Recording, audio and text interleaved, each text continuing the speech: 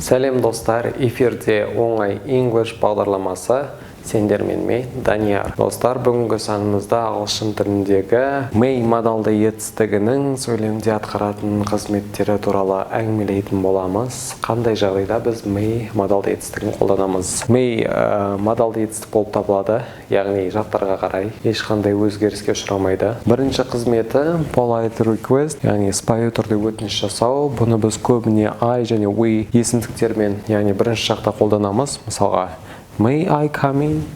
Мен кірсем бола ма? Екінші қызметі future possibility.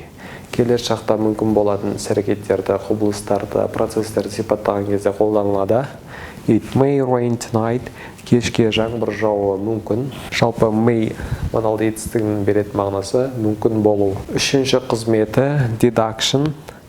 Орысша айтқан кезде предположение, қазақша болжам. Біз белгілі бір іс-әрекет туралы, оқиға туралы болжам жасаған кезде аталған may етістігін қолданамыз. Мысалға, Айнагүл may be working downstairs. Айнагүл төменде жұмыс жасап жатқан болса керек. Төртінші соңғы қызметі wishes, light-hearted speech. Біз тілеген кезде өз арман мақсаттарымыз жайлы айтқан кезде қолданамыз. Мысалға, may you live to be 100. Жасыңыз 100-ге жеткенше өмір сүріңіз, жасыңыз 100-ге келсін деген сияқты сөйлемдер барысында қолданылады. Достар, бүгіндікке осы.